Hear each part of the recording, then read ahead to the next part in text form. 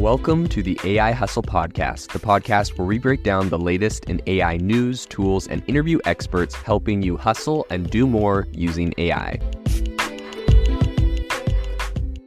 If you've been following the podcast for a while, you'll know that over the last 6 months, I've been working on a stealth AI startup. Of the hundreds of projects I've covered, this is the one that I believe has the greatest potential. So today I'm excited to announce AIBox. AIBox is a no-code AI app building platform paired with the App Store for AI that lets you monetize your AI tools. The platform lets you build apps by linking together AI models like ChatGPT, Midjourney, and 11 Labs. Eventually will integrate with software like Gmail, Trello, and Salesforce, so you can use AI to automate every function in your organization. To get notified when we launch and be one of the first to build on the platform, you can join the waitlist at aibox.ai. The link is in the show notes. We are currently raising a seed round of funding. If you're an investor that is focused on disruptive tech, I'd love to tell you more about the platform.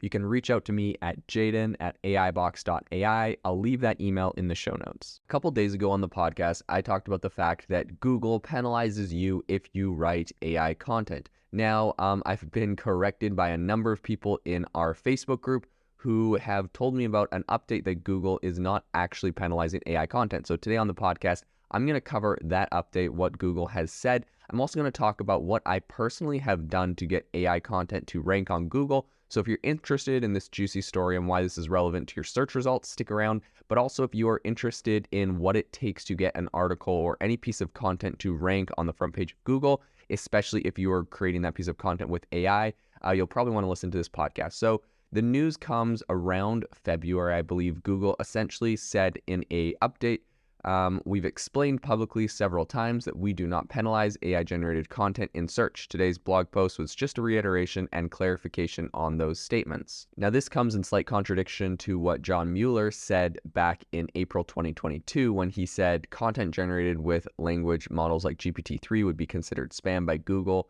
and like other automatically generated content, it would be downgraded in search results. So a lot has happened since then, obviously. And I think Google has now officially kind of put out what its actual position is on AI-generated content, and it is, not going to be universally categorized as spam, and they're not going to be downranking it in all of its search results. So I think that this is really an inevitable move. As I mentioned on an earlier podcast, before I knew about this update, I was saying, it's kind of ridiculous because eventually everything is going to be written by or assisted by AI, and I think that another thing to consider is just the fact that with this new Google Bard integration and the new integration they'll be adding to search results, essentially, it would be pretty hypocritical of them if, every single thing written by AI was downranked by users, but they're promoting AI content to the absolute top with their Google Bard AI results. So it would be kind of contradictory. So it makes a lot of sense for them to do this. And overall, I just think this makes a lot of sense because this is the new way that people are generating content. It doesn't mean it's all spam. It just means that people are using these assistants to create, better quality or faster or unique styles, whatever people are going for. But AI definitely helps to speed up the creative process, in my opinion. And I feel like I'm more creative and can create more tools. So, whether it's automated, each piece of content is going to be evaluated according to Google's EEAT scale. So Google has a scale to determine how quality a piece of content is. They don't care if it's generated by AI or if this is handwritten, especially because, generated by AI, you might use ChatGPT to help you write 10 different paragraphs, but you've researched, the heck out of what those paragraphs talk about in a way that is, adds a lot of value that no one else is talking about in a piece of content. And so, it wouldn't really make sense to derank that sort of content. Especially if, let's say you write a paragraph and you send it to ChatGPT and say, hey, rewrite this in a way with better grammar that, highlights X, Y, and Z.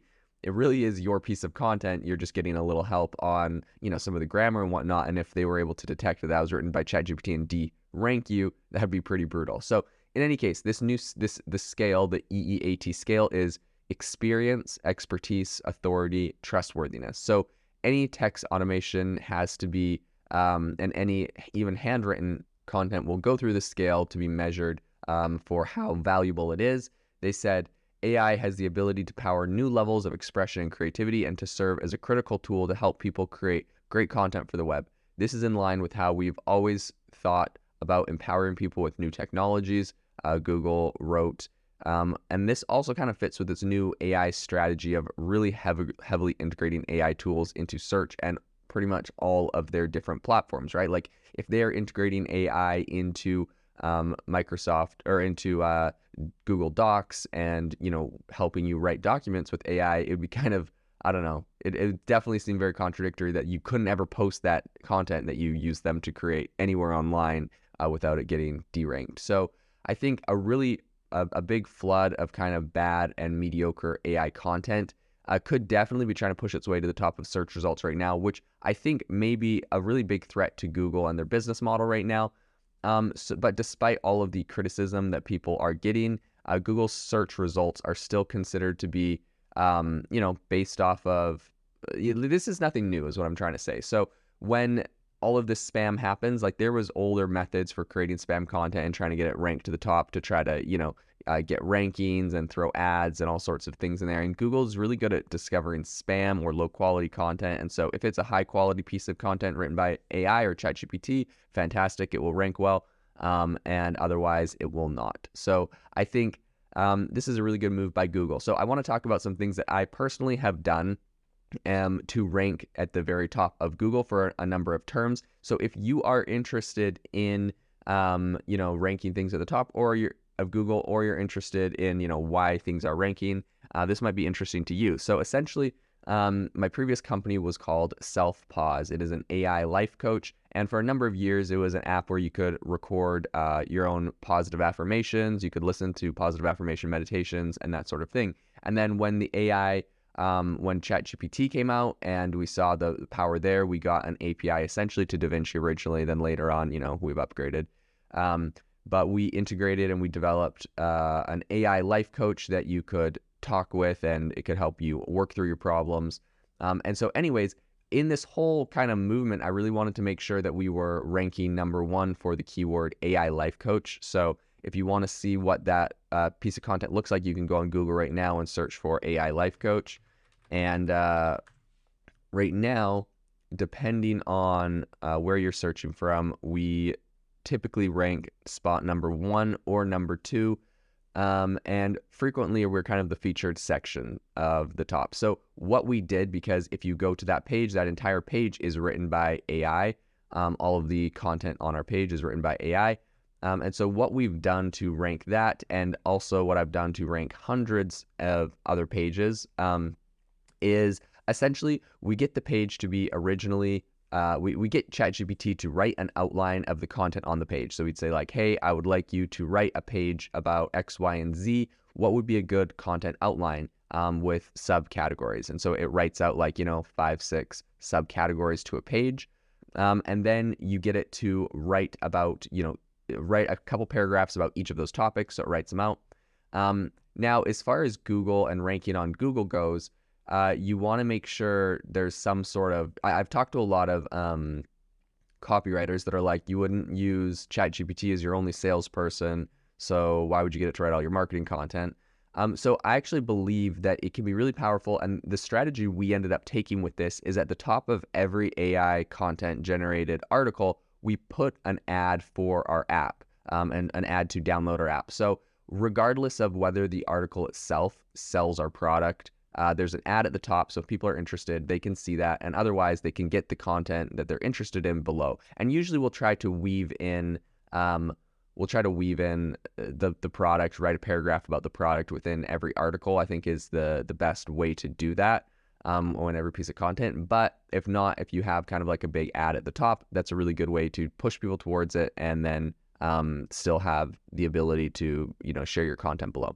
In any case, if you want to rank at the top of Google, what you're going to want to do, get that big article. Now, this is a less competitive keyword because AI Life Coach is kind of a new area and a new field. But for more competitive things, right, like we ranked for the word on the first page for the word affirmations or positive affirmations. Doing that, we actually ended up having to write a 10,000 word article about affirmations. We broke it up at the top of the page at selfpause.com/affirmations if you're interested in looking at what that piece of content looks like. But we have an entire kind of at the top, a list of, what this article will cover, and it has hyperlinks to all the different sections because the page is just super, super long. And we tried to create a really rich piece of content discussing every little bit of information. We have embedded YouTube videos that are on the topic. And I think something that is an interesting little hack is embedding YouTube videos that have a lot of views on that topic. So if you go find, like, for example, the most popular video about affirmations on YouTube with 1 million views, and you embed that, it's going to show Google that, like, it almost makes your web page seem more popular. So in any case, and you can embed YouTube videos onto any page. That's just within YouTube's terms. So we have images, we have subheadings. I think the better piece of content is selfpause.com/affirmations. And you can just see this massive article with all sorts of, we have listed out different affirmations for different categories. We have ads within the actual article itself for our app. And then this is just like such an interesting thing, but like for some reason I created, so essentially I had VAs using ChatGPT, Jasper, and some other AI tools. Before ChatGPT came around, I was actually doing this with Jasper and some other AI tools, but we had them creating this content. So I had VAs and I taught them how to generate content and what to ask and whatnot. And they were generating the content and posting it because it was a lot of work. And then once they had done that, it wasn't getting a ton of traction still until I did one thing. And this is really random, but if you're interested in ranking websites or articles on Google, I added an FAQ section, so frequently asked questions. And if you look at the very bottom of the page on selfpause.com/affirmations, you'll see that there is an FAQ section, and those questions, they're called rich schema. So essentially what you do is you set your frequently asked questions, which I've gotten them all written by ChatGPT. So, it's like, what are affirmations? Why are affirmations important? Are affirmations found in psychology? And there's like responses. All of those are written by ChatGPT. But when you set up those frequently asked questions on a web page and set them as schema, what they'll actually do is show up inside of Google's search result, but below your listing. And this is honestly one of the best SEO Google hacks. But you've seen this before, right? When like you search for something on Google, there's a bunch of web listings, and then there's a bunch of like drop downs to kind of get like quick answers to that question. So that's these FAQ schema. This is often what makes those up. So if you search for affirmations and you find us, you'll see what I'm talking about below that Google listing, where it has some of these questions and answers below. So once I started doing that on all of our articles, and by the way, I wrote hundreds of articles and had them all link to each other, so they all had like a link to another article that we'd written. So that's just good SEO link hygiene. Linking from relevant articles to relevant articles internally on your site.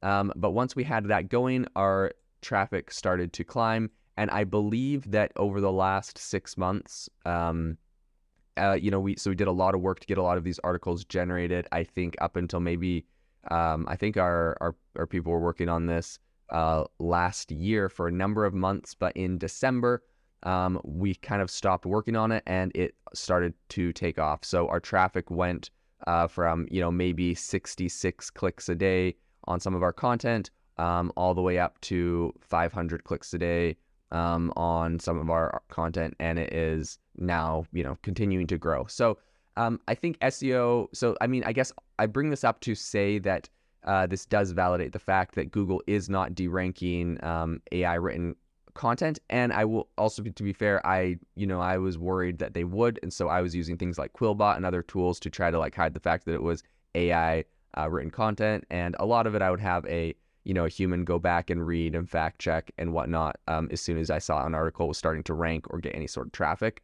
But I think that this is just a really interesting case study on the fact that Google is not currently penalizing AI content. And you can still rank really well, do really well using ChatGPT. We essentially, we're getting close now to, it's like 8x now, but we're getting close to almost 10xing our daily clicks to our website just by using ChatGPT to write a lot of content. And so it's been a really big help for organic marketing.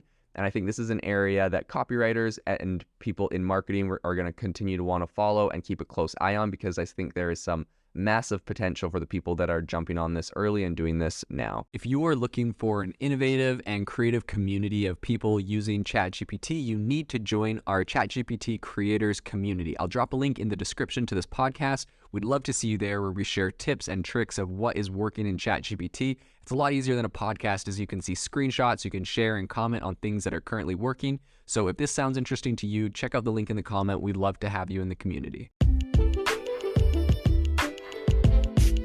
Thanks for tuning in to the AI Hustle podcast. If you could do us a massive favor, we would really appreciate it if you could leave us a review wherever you get your podcasts. This helps people find the podcast. It helps people know this is a good place to go. And we would really appreciate it, as it helps us continue to bring on incredible guests and share incredible content for you to listen to.